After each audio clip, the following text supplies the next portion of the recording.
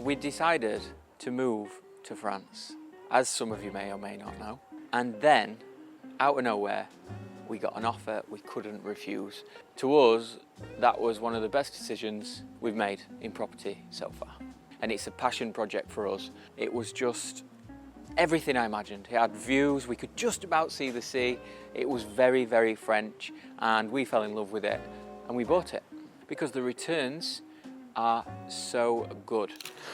Bonjour everybody, and welcome back to another video. In today's video, I'm going to be discussing why I think it's a brilliant idea to invest in property on the French Riviera, and why I know that we've got what it takes to get it done successfully. I've been in construction now for over 20 years. Started out as a site joiner, then went on to carpet fitting, floor laying, ended up in commercial construction, and then ended up international. Simple as that really, and that's what brought us to the south of France. And I ended up renovating villas whilst we were here, and my background has always been construction. As long as I remember, it's what I've done, it's what I know. I've learned it from the ground up, and that's why I know as much as I do at this stage. Although we're always learning, I do think I know enough now to make this move forward in this venture, and that's why we've decided to take this giant leap and move on to development rather than being a contractor. In this area, I have worked for over 6 years now, and I believe we have seen over 100 different properties on our various searches for our own personal properties, and then also properties where I've worked for other clients. And as my time as a contractor here, what I've noticed is a lot of my clients, whilst using my services, have added a ton of value to their own properties. Some of them have gone on to sell them on, some of them have gone on to rent them out and make quite a lot of rent during the holiday seasons and things like that. I will get into one specific property later on in this video. It's made me realise, why am I working for a client doing that when we have the capabilities of doing it ourselves, and we could make the whole of the profit rather than just the profit on the contract in itself. At the very beginning of our property journey in the UK, in our 20s, we bought our first project in Doncaster, and we bought a renovation project. We did that because we wanted to add value to the property. So our very first property was our first investment property. We bought it knowing we were going to have to gut everything out, back to its shell, start again, redo it all, and we added so much value to that property. This one was a real diamond in the rough for us. We renovated it ourselves, me, Fern's dad. We did literally everything ourselves, and we ended up making a good profit on that project. And that really got me thinking, wow, like we can actually buy a property, we can do a little bit of stuff to it, make it sellable, and we can make a profit. And that's exactly what we did with our first home. And that got me hooked on the fact that every single property that we buy from now on, we have to be able to add value. From day one, Fern has had the eye for the interiors, the design, what something should look like, and I have built my knowledge since that first property and through my own contracting of how to create what she is imagining. And we both enjoy working together. We work as such a good team, hence why we're going forward doing the same thing again as a valid business. We decided to move to France, as some of you may or may not know. During my time as an international contractor, I needed to be near an airport. We came to France, we loved it, so we moved here. We put our house on the market in the UK, sold in about, 4 minutes, and then we ended up getting in the car and driving to France. Now, when we arrived in France, we lived in an Airbnb. COVID came, all of that jazz that everyone knows everything about. We found a house during that time, and it was a beautiful villa up in the hills, exactly what I imagined we were going to buy when we moved to France, basically. It had a pool, it was just everything I imagined. It had views, we could just about see the sea. It was very, very French, and we fell in love with it and we bought it.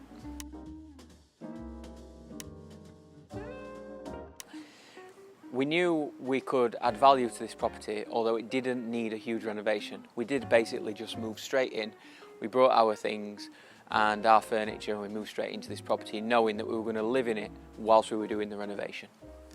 We spent a couple of years in the villa. We enjoyed it and we renovated it, and then out of nowhere we got an offer we couldn't refuse, and we saw that offer as an opportunity to be mortgage free.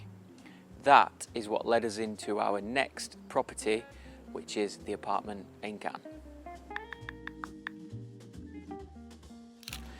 Now, to some people, moving to the apartment seemed like a bit of a downgrade, but not to us. We saw it as a big challenge and also a chance to live mortgage-free in a city that we love. To us, that was one of the best decisions we've made in property so far. We believe that the apartment that we bought is going to be worth quite a bit of money when we finished, and we will have added a lot of value to it. Now, the catch with that is we don't actually want to sell it. We love living here. We love living in Cannes.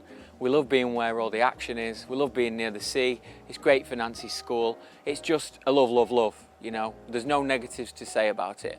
Why we're not selling Cannes and doing the same as what we've done before is because we love living here and we love the apartment, and it's a passion project for us. And I have absolutely no need or want to get rid of that apartment, which means we're stuck in our investment, but it's a good thing. It's not a bad thing. We love being in there, like I've said. Where do we go from here?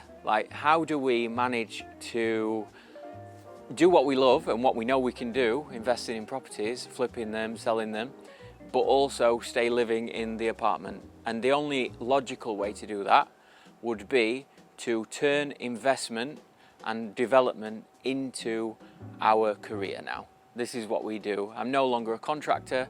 I will be a property developer. Now, as a contractor, I have had mixed results in terms of profit margin on a project.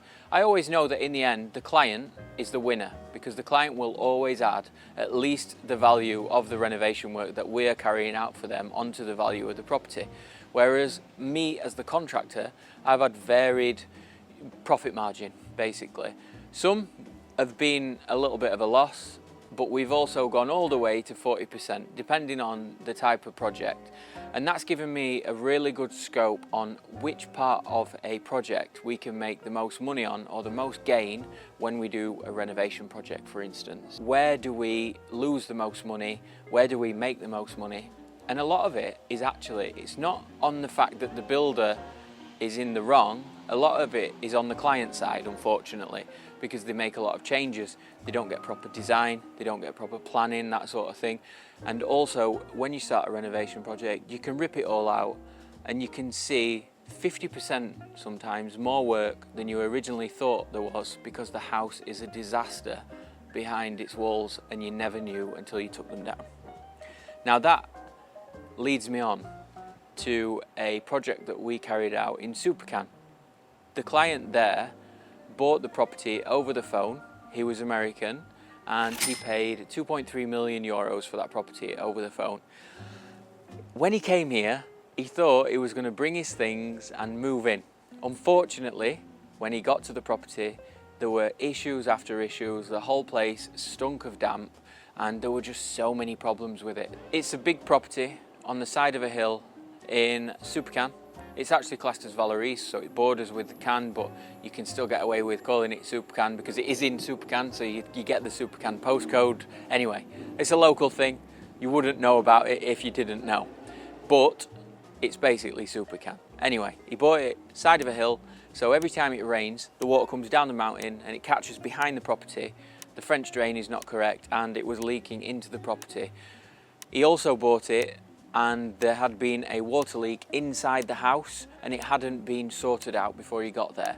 So all the floor had bubbled up and everything like that. I do have quite a lot of footage from that, and I will insert that so you can see the type of damage that he walked into thinking he was going to be able to just move straight in. Anyway, we got a call. Luckily, he knew of Fern's channel through his wife, and they contacted me and brought us in to do the renovation. Now that renovation in total took around about 12 months.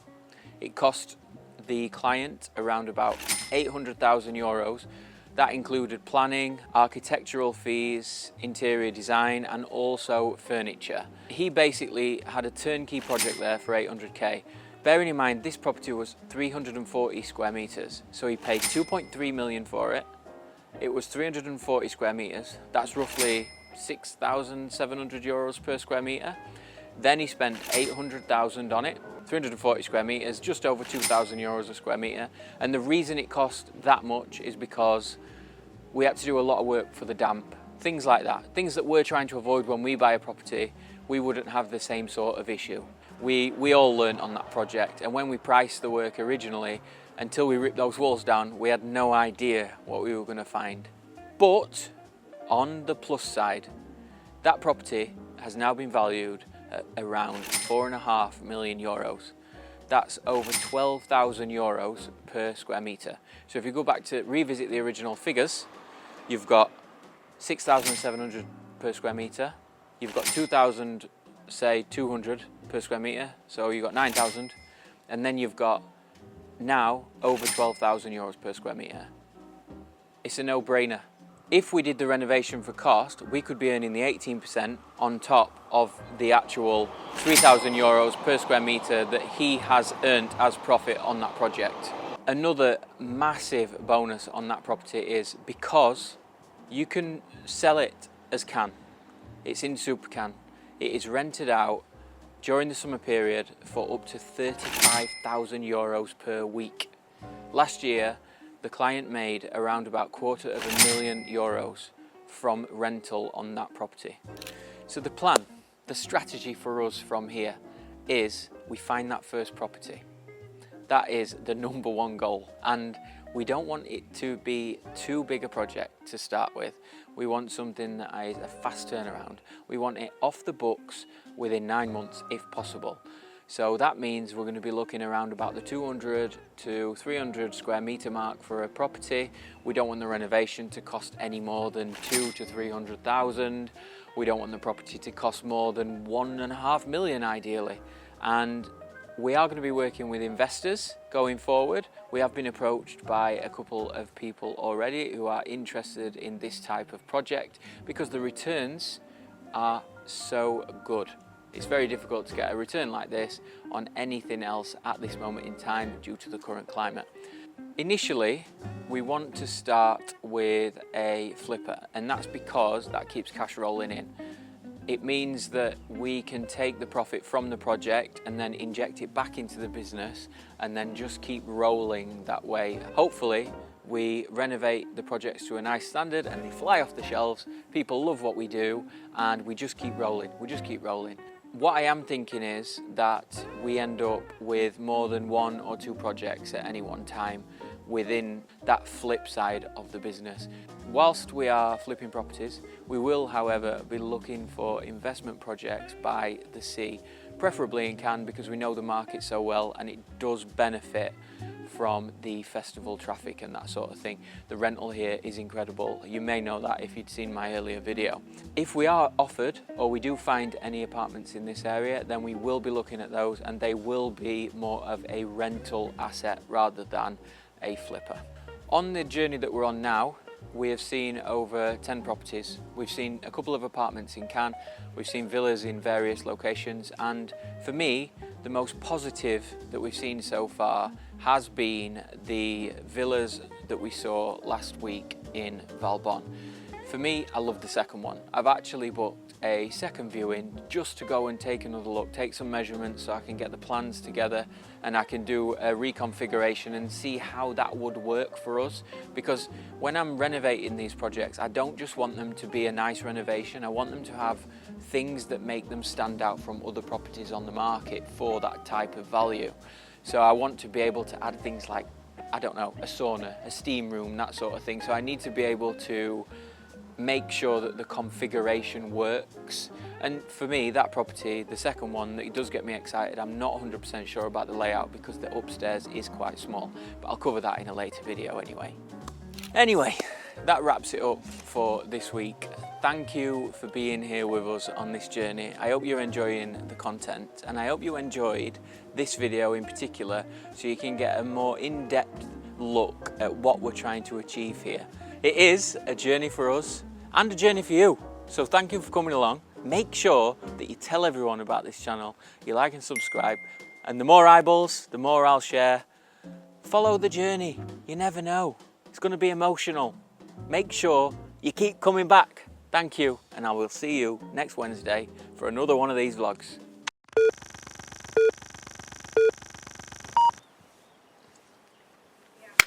Good. Bonjour everybody and welcome back for another video. In today's video we're going to be discussing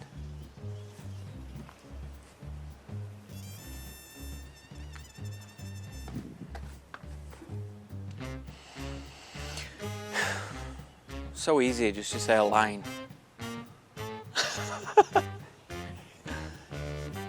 God, honestly. Bonjour everybody and welcome back to another video. In this week's video I'm going to be discussing